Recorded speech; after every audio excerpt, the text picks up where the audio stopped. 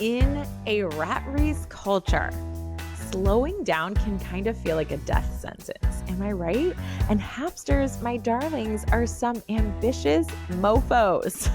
I have actual clients that act like I'm threatening their livelihood when I tell them to cut back their working hours.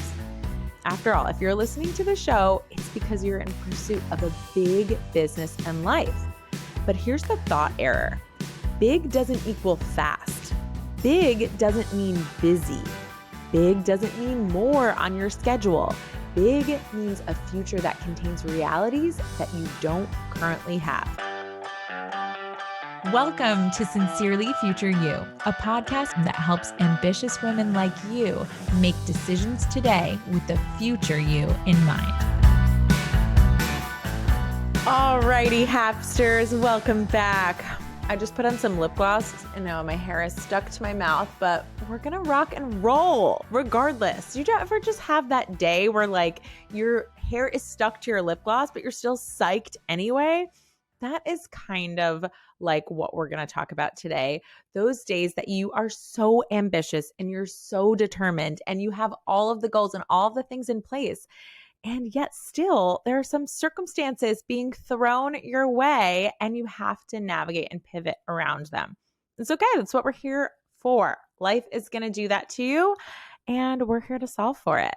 So before we dive into the episode, though, I do want to shout out a listener, Raquel Carranza, who gave us an awesome review on Instagram. She tagged us that she was listening during her workout, and she always listens to the podcast while she's working out, growing her brain and her muscles. I could not love it more. And she just said that it was the perfect episode for her. She listened to It's Not About the Money Part 1 a couple episodes ago, where we were chatting with my friend Scarlett Cochran, and that was actually a 2-part episode, and she just said she could not wait for part 2. So if you guys have not listened to that episode, go back with Raquel, get your swole on and get your listen on and listen to both parts of that episode, because I agree, it was just killer. We had so much fun over there. So thanks, Raquel, for tagging me and letting me know that you are listening and which episodes you're loving. It really helps me figure out what content you guys are vibing with, what things you love on the show, so I can bring you more of it. So if you're listening to this episode right now and this turns out to be one of your fave episodes, please let me know. Go and tag me on Instagram that you're listening. And speaking of Instagram, I've made a big identity shift, you guys. I have changed my Instagram handle. What? I am now the powerful, the 3 named at Jess McKinley Wayno. I'm going to have to spell it for you because since getting married, I'm officially in that club of people who nobody knows how to pronounce my name. It is Jess McKinley, McKinley. That's the easy part. Wayno. Uyeno. Yes, my husband is Japanese and my new last name, Wayno, looks like Uyeno, but easy way to remember it is like no way, Wayno. Okay. So Jess McKinley Wayno over on Instagram. Of course, you can also refer to me as the artist formerly known as What's Happening with Jess. If you don't already, come and follow me over on Instagram and let me know that you're a listener. Feels like that day that I was in the Dunkin' Donuts drive-thru back in gotta be 2012, and I heard on the radio that Snoop Dogg would henceforth be known as Snoop Lion, except no backsies for me. I remember freaking out, what is happening in the world if Snoop Dogg is now Snoop Lion, but he changed his mind. I'm not going to change my mind. Jess McKinley Wayno, here to stay. So exciting. All right, now let's dive into the episode. In a rat race culture, slowing down can kind of feel like a death sentence. Am I right? And Hapsters, my darlings, are some ambitious mofos. I have actual clients that act like I'm threatening their livelihood when I tell them to cut back their working hours. After all, if you're listening to the show, it's because you're in pursuit of a big business and life. But here's the thought error. Big doesn't equal fast. Big doesn't mean busy. Big doesn't mean more on your schedule. Big means a future that contains realities that you don't currently have. That's it. In terms of money, big could mean more revenue, or it could mean more profit, or more savings, or the ability to give in a bigger way, the ability to provide job opportunities, to invest in something that you couldn't previously imagine being able to afford, like coaching, right? In terms of time, big could look like being able to take a month off and go to Sevilla and do nothing but sip Tinto de Verano and listen to flamenco guitar. Just me. It's my dream right now. It could mean being able to be the mom on your kid's field trip or take off work because your kid is sick without batting an eye and having to like miss out on money or an opportunity. It could look like having time for the little things that matter to you, like working out or reading fiction. But none of this requires you to speed up. Life is not a race, despite what you've been marketed. And $1 million business isn't actually sweeter if you do it in 1 year or 6 or 16. And big disclaimer, once you have these things, you won't be exclusively removed from the human experience of pain and suffering. That shit is permanent. So now that we know that there is no rush, and we know that once we get there, we won't feel better, only then will this episode of the 10 slowing down time hacks actually speed up your results. Okay? I'm going to give you my 10 slow business practices that will speed up your growth. All right. Numero uno, scheduling fun. If you're a subscriber to scheduling, or what I refer to as creating a calendar that matches your core values, you probably already believe that if it's not on the calendar, it doesn't get done. Now, while I don't believe in any black and white philosophies, I will say that if that's true, in order to have fun, you better put some fun on your freaking schedule. Half of the reasons that my clients dread scheduling or don't have success before they come to work with me is because of this exact reason. Their schedule is devoid of fun, and all work and no play makes Jess a very dull girl, or however that nursery rhyme goes. Scheduling and fun is how you make showing up to your plan sustainable. And if who we are is what we do daily, the Hapsters are kind of the people that I want to invite to a party. And hire for that matter. Okay? Think about the people that you want to hire, that you want to deliver your highest value to you. Like, even if I'm hiring someone to come and give me something for a party, I want that person to be someone that I know that I can count on, someone that's reliable, and someone that when they deliver it, they're in good energy, they're in good spirits. And I don't trust that anyone that I hire will be able to do that consistently if they are not enjoying what they're doing, if they do not have a schedule that fuels them rather than drains them. Because what's going to happen if I end up hiring them and the day that they come to me is the day that they've burnt out, right? And that is going to happen if you do not have fun on your schedule. All right. Numero dos, scheduling nothing. What? Did I just say that? Yep. Sometimes if you've created a cycle of overworking and business, even fun items on your calendar can start to feel like a chore. And I've watched this happen with a couple of my clients. Know what your work is right now. If you're someone who struggles to rest, this is the work for you. Even just start with 15 minutes. Rules are, if someone around you sees you doing nothing and asks you to do something, you say no. Doing nothing is your something. For these purposes, you are busy. This little exercise has opened up creative blocks for my clients, help them find truths that they'd been avoiding, helps them learn to enjoy being instead of just doing, which in turn forces them to identify and eliminate some of the busy work that they've been telling their brain was necessary, that they couldn't wait or couldn't be delegated.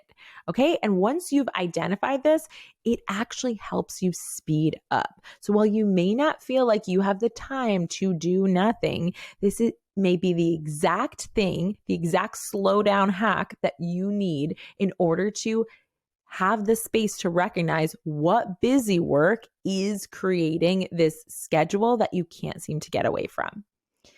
All right, number 3, milestone decisions. I have an entire episode on milestone decisions, so you can go back and search that in the podcast and listen to that.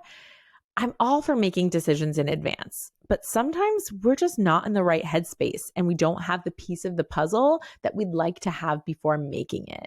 Example, when I was going through a divorce, or I've actually seen in clients of mine, if they're splitting up with their business partner and trying to decide your long-term business plan, you might not know all of that information. So you're stalling and you're selling nothing right now because you're scared to sell anything right now if you don't have all of the answers to the future. But you can't decide on all of the answers for your future yet because there's still just some things that you have to work out. Here's where milestone decisions comes in. They are about deciding not to decide. You're not going to rush into the decision. You're going to think thoughtfully like a CEO and lean on the fact that your future self will be able to make a more emotionally sound and educated decision. The caveat is that you give yourself a deadline for when you're going to revisit it. So it would look like this. I'm deciding to table this decision until Q3. This simple sentence frees you up from paralysis, and the removal of the pressure often gives us the space and the wisdom to rush in ahead of the deadline. And I've seen that happen time and time again with my clients, taking off the pressure to decide, but not just indefinitely saying, I'm going to revisit this in the next quarter or the next month or next week, depending on the decision, allows your brain to think in a more clear and sound way, allows you to have the space to process your emotions or to take a step back from the pressure of having to process all of your emotions so that you can just take some action and actually start to get results, which builds momentum and allows the right answer to come to you. Okay. Number 4 is feeling our feelings. And this is a skill that if you're a first-time listener, you might think is optional or a soft skill, but it really is the tool that I think differentiates people who are able to scale all the way to the millions. It's because they are not scared of their feelings. They are not afraid to feel failure. They are not afraid to feel disappointment. They are not afraid to feel shame. Now, I want to give you kind of the litmus test to know whether your work right this moment is to feel your feelings or to make a milestone decision. Like I just mentioned, is like, am I going to wait to feel this until the end of the day or the end of the week or to make a decision about it? When I was going through my divorce, I oftentimes had multiple client calls on the books, and I would have a moment with my son or with my ex where I would be in tears moments before a call, and I would be like, what do I do here? I don't really have time for this emotion. You have to check in with yourself and really say, like, is this, what do I want to do here? Do I want to show up to this thing? Do I feel like I have the capacity to show up to this thing on my schedule or not?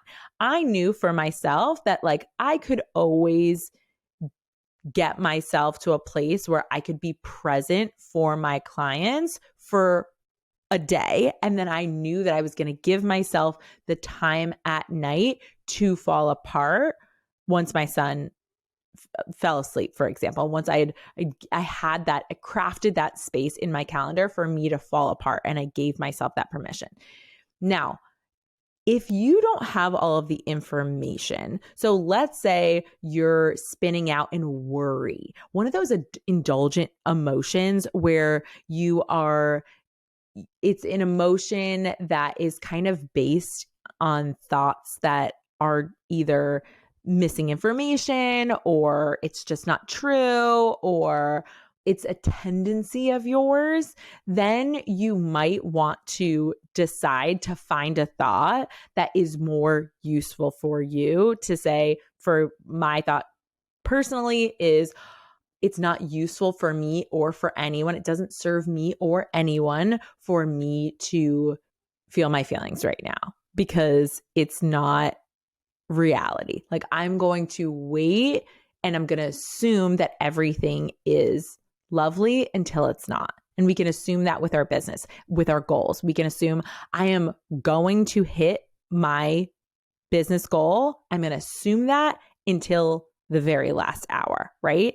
And with that assumption, I'm going to show up to my business in a more useful way than I would if I assumed the opposite. So just like check in with yourself and see, do I have all of the information? Is the emotion that I want to feel, is it a useful negative emotion? So a useful negative emotion would be something like sadness or anger or disappointment or failure. Those do have upsides because there's something to learn. There's somewhere to grow. There's a place to get to on the other side of it.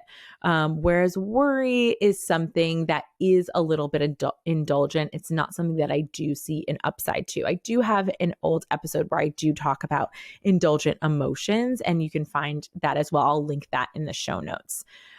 For you to determine which feelings are going to be the productive ones for you to feel. And you'll have to decide for yourself, am I going to put time in my calendar like I did? Like I'm going to make sure that I have space for me to feel my feelings. I also put in coaching calls in my week so that I know if I'm building up overwhelm or worry or those indulgent emotions, I have a place to come and bring it and fall apart there in a place with a professional who knows how to hold the space and sift through the drama and the facts with me, right? So if you don't have that on your calendar, I would highly encourage you have that as well.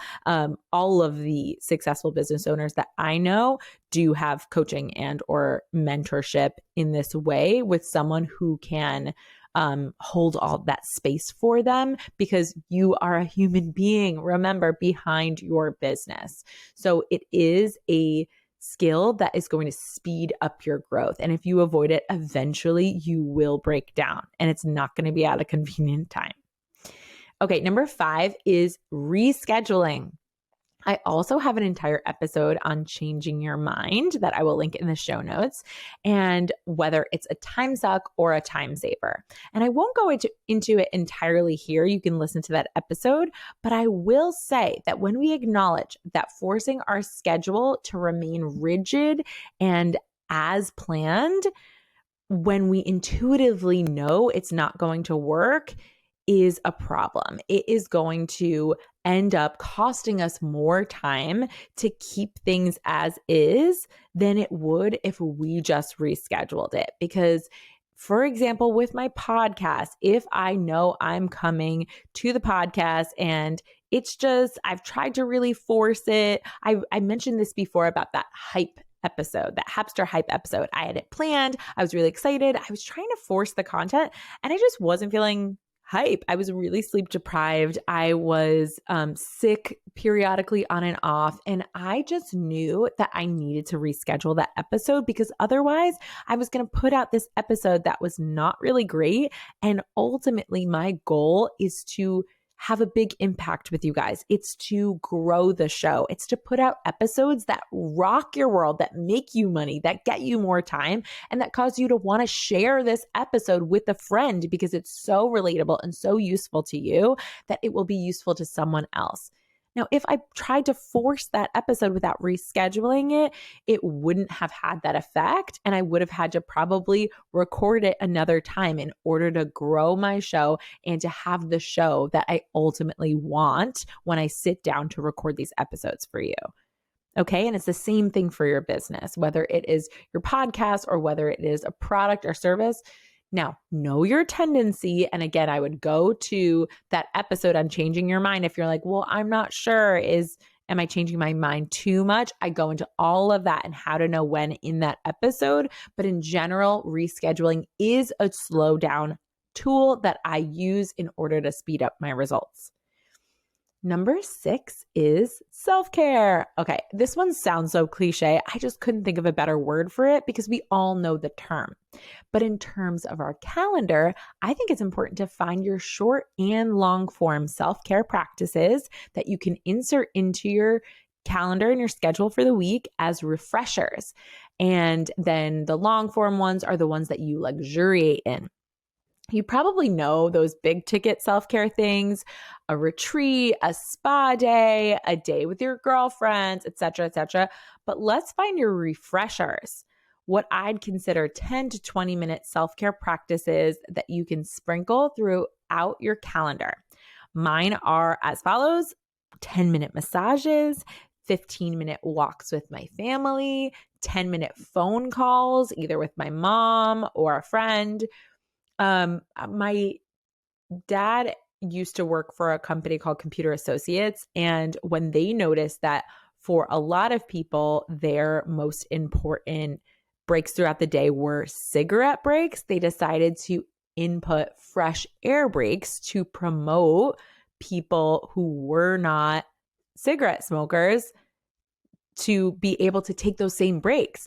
And think about the incentive it has for people who were cigarette smokers to quit. Like, quitting smoking would not only quit the habit, but it would quit their mental breaks throughout the day that they really had come to enjoy, those refreshers for them. So I thought that this was so genius, and they saw their productivity go way up. So think about this for your own company and for your own business, even if you're a solopreneur. Those fresh air breaks, a corporation saw their productivity of their employees go way up when they had these little fresh air breaks that they had given permission to their employees to take. They saw the productivity go way up.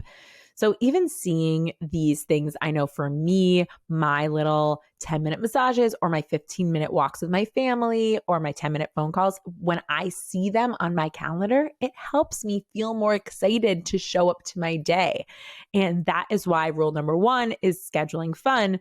But this is a little bit different in terms of self-care. Sometimes it might not necessarily be fun, but it would be what I consider a refresher, even if it's just that time to do nothing, 10, 15, 20 minute little moments throughout your week to refuel you. Imagine going cross country on a trip from New York to California and you were like, I don't have time to stop for gas. We don't have time. We don't have time to sleep. Of course. Like, does it feel convenient and fast to sleep instead of driving? No, but we're human beings. We require these things. And ultimately, the fastest way to get there is to do it in the most sustainable way. You're in your business for the long haul, and do not forget it. Number 7 is asking high quality questions instead of just taking more action.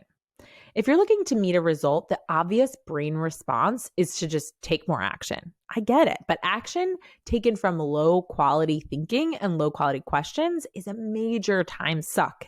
Instead, you can take just 10 minutes to write down some high quality questions for you and your business. Here are some of mine.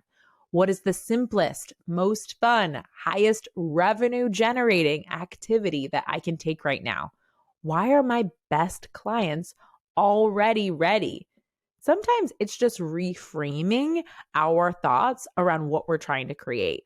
Oftentimes I see that the biggest time waster in copywriting that I see is my clients trying to spend all of this time convincing people why their offer is so amazing. Imagine I spent all this time telling you guys why coaching is so amazing. I don't even really spend that much time telling you, oh, listen, you need to know coaching is so amazing, XYZ. Occasionally, I'll educate you on one of the benefits of it.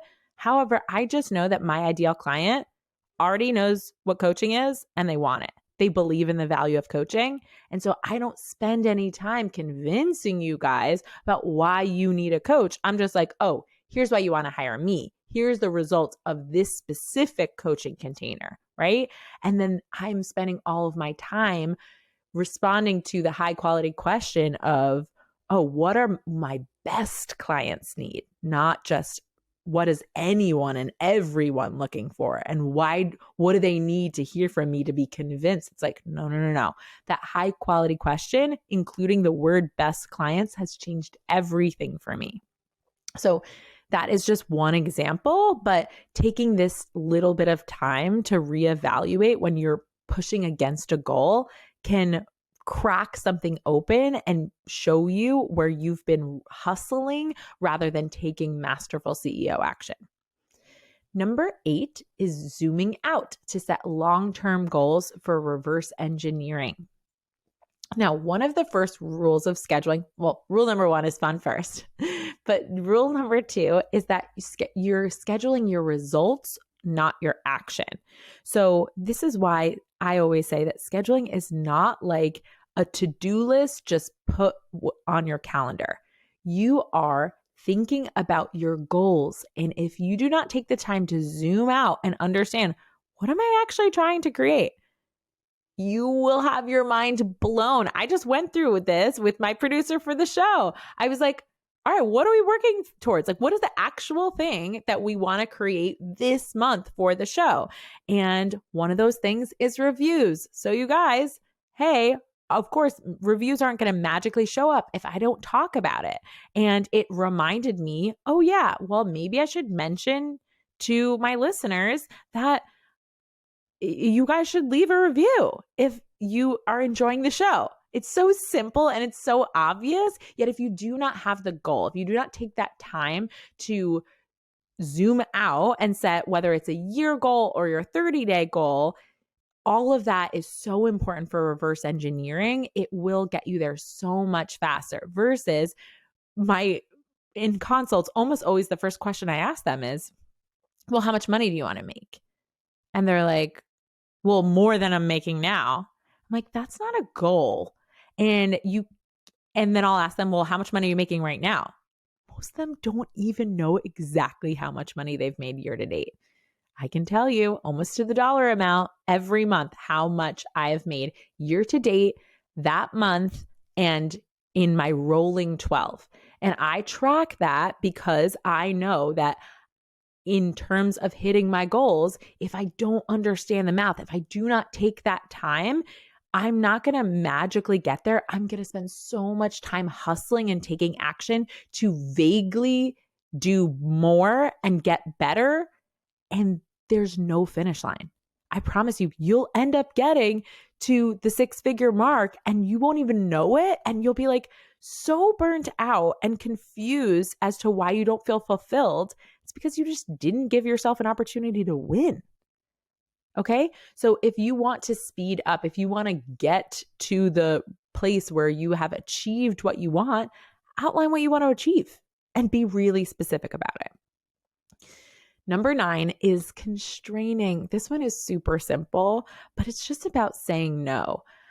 I think that we also assume that bigger lives, that getting to where we want to go requires doing all the things. It requires lots of idea generation. It requires a YouTube channel and a podcast and knowing Instagram reels and offering more things. I just got off a consult with another girl who is going to be a brand new Hapster. And she was saying, yeah, I was thinking about offering, adding a couple more things to my line. And I just asked her why, because she hadn't mastered the process of the current thing that she's offering. And she hasn't gotten to the goal of what she wants to be receiving in revenue. And she was just like, I don't know. I just feel like it'll be more attractive to people when there's more options. And I think that that's just a lie that we're sold. We think that more options is going to make us happier, but actually statistically proven,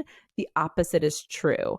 The more options we have, the more opportunities our brain sees to make the wrong decision. Yikes. So constraining for you and for what you offer to your clients is one of the fastest way to get where you are going. I have a couple of clients that are easily distracted. All of my clients are idea machines. They have incredible ideas. It's part of being an entrepreneur, right? You're a you're just have that brain that is constantly like, ooh, this would be a good idea. Ooh, that would be a good idea. I am with you. I can relate. And constraining is that slowing down skill that allows you to hone in, focus, follow one course until success so that you are not distracted from the thing that really matters. And half of my job is just telling my clients, nope, don't do that. Don't start that. Nope, don't overcomplicate things for yourself. Let's keep it simple. And simple is difficult for our brain because we can get bored there. But boredom is a beautiful thing. Go back to my episode on boredom. It is where some of our best, most masterful creative ideas can come from being forced to create within boundaries, within a box. All right? Constraining. It is a good time hack for you. Number 10, and my favorite one, is practicing the belief there's plenty of time. Listen, Hapsters, you cannot out-action a bad thought. And this thought, there's plenty of time, is the thought that will give you back your most time. If our thoughts create our results, then what kind of results do you think you're going to have if the thought running through your head all day long is, I don't have enough time. I just don't have enough time. You cannot out-action that thought.